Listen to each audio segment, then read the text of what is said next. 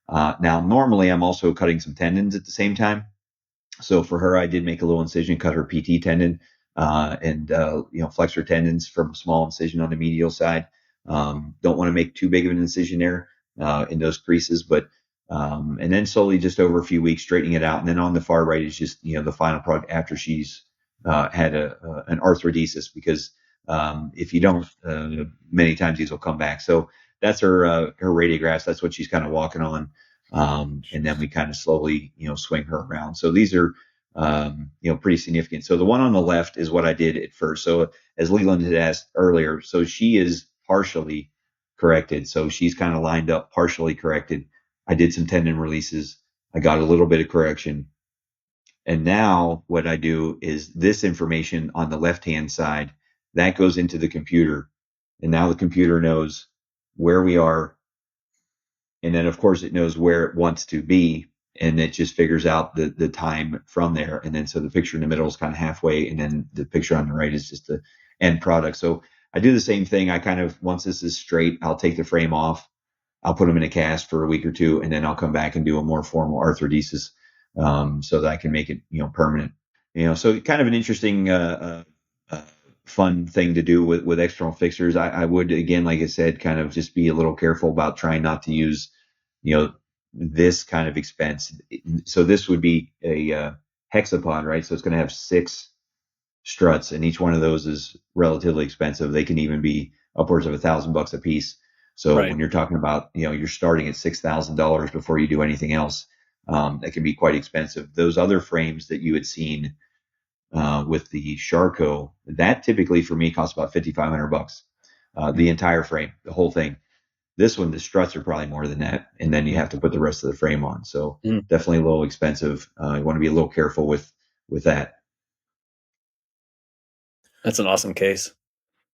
Yeah, I think that's I don't know. That kind of blows me away. I don't have the bandwidth or the brain power to tackle those things. So well, and the difficult part with that stuff now is, they get this printout, right? So you kind of like, okay, well, today, tomorrow turn number 1 to this, turn number 2 to this, but who's going to do that?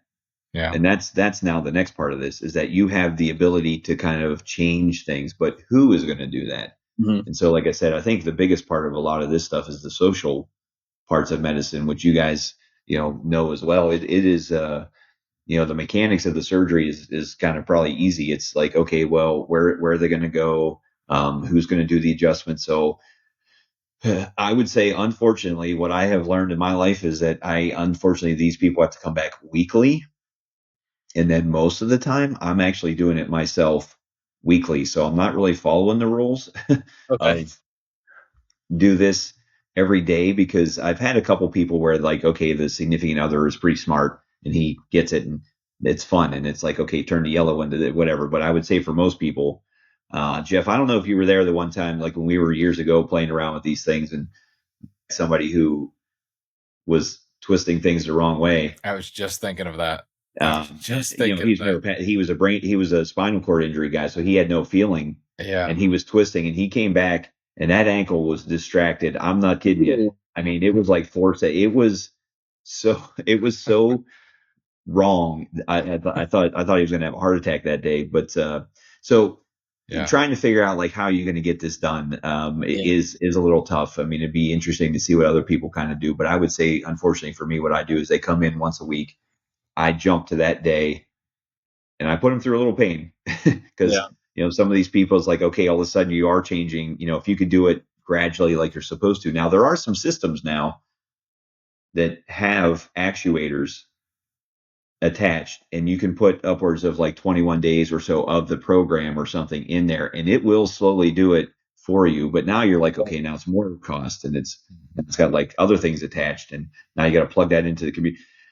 But I can see some utility in it, because I think that's probably why most of us are having a hard time figuring out, how do I do this daily whenever I don't have this patient, sitting in. And when I spent time in Russia, these people stayed in the hospital the entire time. So every single day they went to an adjustment clinic where they came down and the doctors did the adjustments every day. I mean, we clearly can't do that. After a couple of days, they're gone, and you don't see them for some time. But I've seen both Yeah. ends of the problem too. We had patients or this one patient I remember saw his deformity correcting, got really excited and overcorrected. Just, and then the other was a more recent patient we had that is very sensate and just was in miserable amount of pain and just stopped basically doing the correction at home. Yeah, you can. I mean, it's like anything. Every time we kind of give ourselves something, we give ourselves new problems. We kind of come up with a different way, but now we got new problems to deal with. And but I guess for me, that's it's the same thing with some of the patient specific custom stuff. We have one of our residents from years ago was doing a lot of those. I'm like, I'm not going to do that. I got enough like headache. I don't like. Now I find myself doing that stuff all the time. Like, it's, I don't know. There is some utility in things, I think, as long as we are trying to keep them, in check and not, spending a ton of money. There definitely can be some disruptive, parts of these devices for sure. And I think, we got to be a little careful, about, what we're spending, but. So your wife is also a podiatrist, similar to me. Yeah. Did you guys meet in school? We did. Yeah. Yeah. We met in Chicago. And eventually then lived together the last year or so there. And then, we were lucky enough to kind of match in similar areas here in Pittsburgh. She wasn't at my program, but one that was just across town kind of. So yeah, that worked out well. And for her, it kind of led into being at the VA hospital, which then led to a job, which, kind of once you get in, it was a day or two here and there. Then they needed her for 3 days. Then they needed her, next thing you know, she's been there for her whole career. And, that's got its benefits, as well, the federal government. But yeah, we were kind of lucky enough, that's tough when you go through match stuff with, significant others, as Jeff knows for sure with Ashley. But, I don't know, Leland, you probably know, did they have like the couples match thing? I think they were going to do that, but. Yeah, there is a pretty easy way now to enter as a couple. Yeah. Which is nice. We had several couples, and I think the very, very first time, I think there was a little bit of like people were, well, what happens if they, whatever, take the time. But I'd tell you what, it was nothing but the most enjoyable time having, the couples and people, and I never saw a single problem with it ever. And quite honestly, having, having you guys start a family, Jeff, when you were in Pittsburgh was one of the coolest things, for sure. We always love that, yeah, it is a big family here, and we always loved having, additions to it. So yeah, I got a little Pittsburgh baby. That's right. Man, tried and true. You guys still traveling a lot? You guys are always going on big trips. You guys still traveling? Yeah. My wife likes to travel. So, for the one time in my life where I was, in between jobs, she said, well, listen, we're going to actually take then like 2 weeks, because then I don't usually like being gone that long, right? So we did Thailand. Oh wow! And hit that a couple different places. So yeah, because if it takes a day or two to get there, you can't go for 7 days. So to have a 2 week break, but yeah, Amalfi Coast recently, Greece. Yeah, we're gonna get back to Africa at some point. So oh yeah, on the safaris, right? You went on safaris. The silverback gorilla in Uganda. Hiked to see them in the cloud forest there. Yeah, lots of really cool places. I've had a good life for sure. Yeah, you guys could put together a little documentary, and you should put together all your photos from all your trips and Yeah, I the first few I put on the old My Face there, the old Facebook. Yeah, but I think I haven't been on it since. I think they're still there. You're not there, like, but they are. Yeah, that's from like 15 years ago or something crazy. That's fantastic. So you are not taking officially students this year, but we are recommending students to come take a visit. What would they do if they wanted to kind of set up a visit, or should they talk to their clerkship director and have them reach out to you, or how should the students go about kind of setting up a more formal, not interview, but a more formal visit? Yeah. I guess, there'd probably be a couple ways. One of which because we do it with the fellowship, is probably, even if they looked up the fellowship at West Virginia, the fellow, she's usually fields a lot of the sort of, hey, I want to visit, or I want to whatever. So I'm sure she would help out with any student. But then the next part of that, like you said, Jeff, is me getting in touch with the schools and just kind of giving them the we're ready, and then I'll make sure that they have information. So we have a residency coordinator. They can have my information for sure. I mean, and then so once we get that final go ahead, I'm definitely going to get in touch with the schools. I think this year we may even, I think we're supposed to be, hitting some of the residency sort of fairs that the schools have. Not everybody does it anymore, but some of them do, or come up and do like a lunch thing or something, which I've done before in Chicago. But so, but besides the residency, the fellowship, all the things you've accomplished, anything else on your goal list? Anything else you want to accomplish professionally? I think for me, I don't know. I still have lots of ideas about, designs and doing things. I don't know if I'll ever do it though, because there's so many good designs and so many smarter people. But that has always been on my bucket list though. Like, I really would like to design some things that for me would work, instead of having to try to figure out how to make other things work.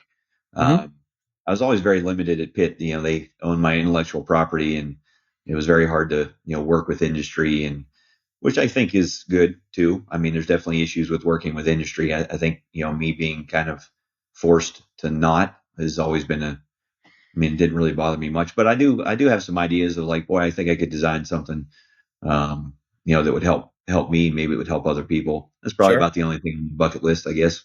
All right. What else is going on, Burnsy? You like it in West Virginia? Yeah. I would say that, like I say, it's when you get in at that point where everyone is just being super nice and super accommodative, and it's kind of like, okay, oh, you want that painted, done. We had an office with this big unusable room. They put a wall, made two room. Like, you're at that time now where they're like, let's do this. Now, I'm not an idiot, because I saw it happen at Pitt too. The next thing, then they move on to the next group, which is like, okay, now they forget about you and they're talking to urology people or something. But like, you strike while the iron's hot type thing, where it's kind of like, hey, can we have this? Can we have this? And right now it's yes, yes, yes. They see a need, they want to fill it. They are really being super supportive. And so that's been the exciting part, for me, for sure. Yeah, I think that's great. I think it's going to be great for the residents too, because I still think UPMC has merits, and Dr. Manway there has done a tough job, kind of following in your footsteps. I think you did a great job, kind of taking over for Dr. Lowry there, and Jeff Manway has kind of done a great job, kind of carrying that torch forward. But that place has great bones. I mean, I would say, early on, like a lot of residencies, I think, unfortunately, there's like one or two guys who are, probably the workhorse. That program, the Pitt program, is special because you have several workhorses. So if one goes, it's not as big of a deal. I know people think it is, but it really is not. I mean, you have several guys who are doing all of the same stuff that we just talked about. It is very much unlike other programs where there's one guy doing that stuff. And that program, it has good bones. It has good, solid, people, like you said, and I still keep in touch with those guys. I still know most of those. I was there when most of those residents. So we actually just had a baby shower for one of the third years. We're still doing all that stuff, for them, which has been a big part of, my life, just being part of that family. So, kind of tough, but yeah, it's got good bones, and I'm hoping to, do something similar, where I'm going now. So. Yeah, it was such a big part of my life and Ashley's life as we kind of took that step from school into residency and didn't know what to expect. So thank you for all of your time and care and support over the years, because that has meant a lot to us. And, there's no real good time to start a family. I get students asking, when should I have a baby? Well, if you think too hard, you'd say never, right? Yeah. So, right. Having you guys there as a support team has meant the world to us, and we don't stay in touch as much as we could or should. So maybe we'll have you back on another future episode of Pod Patrol, go through some more cases and stay in touch. You can kind of be our resident expert on things. How does that sound? Yeah, for sure. She told you know the story of how I figured out that she was pregnant. I don't think so. Yeah, she was on my rotation, and we were doing one of these recon things, and we're making cement.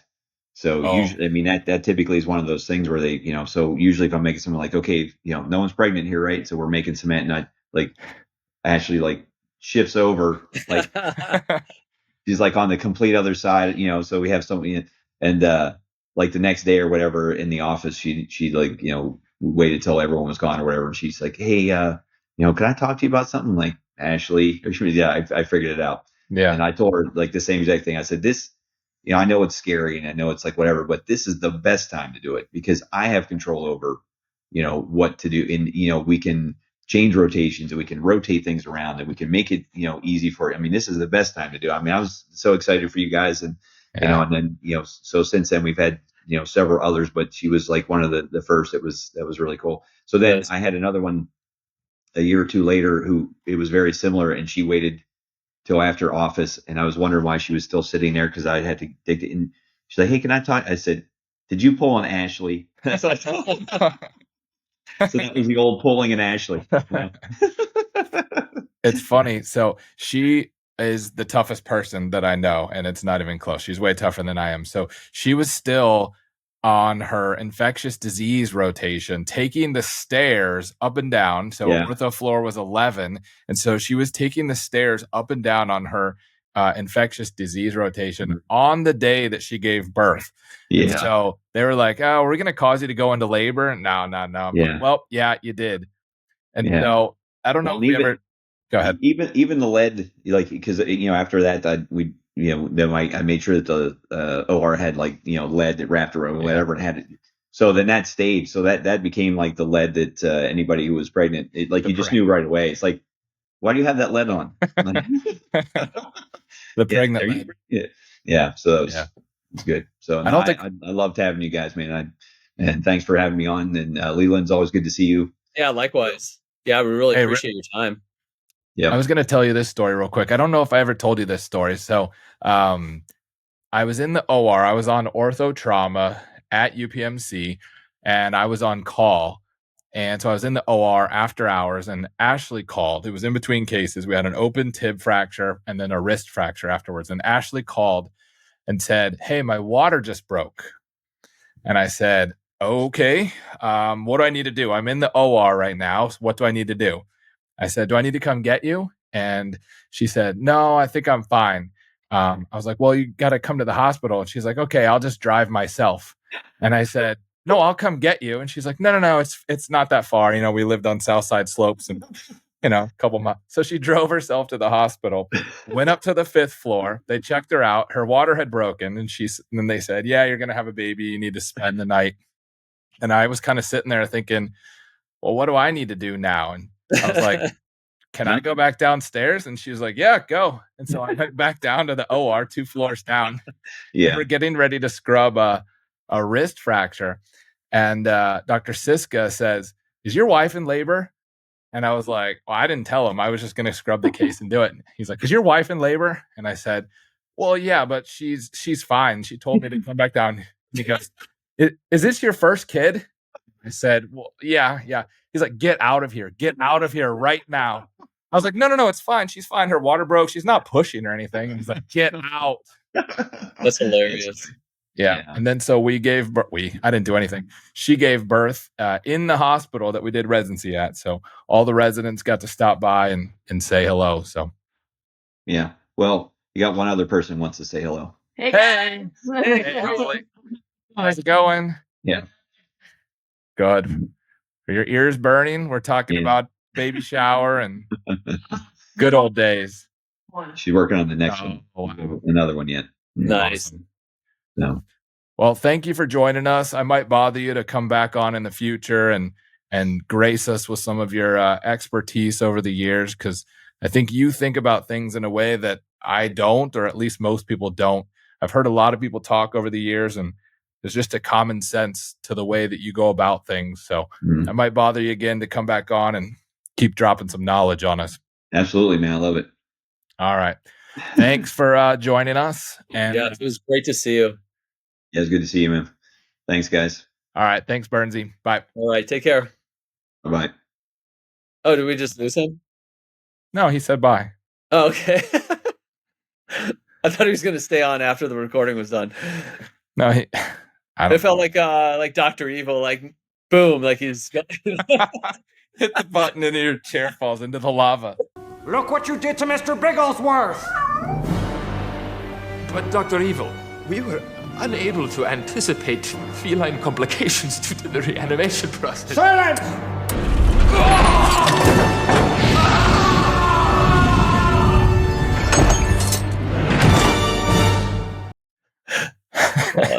That's awesome. All right. Thanks for joining us on another episode of Pod Patrol with your host, Dr. Jeff Dykes. And Dr. Leland Jaffe. Until next time. Yeah, we'll see you soon.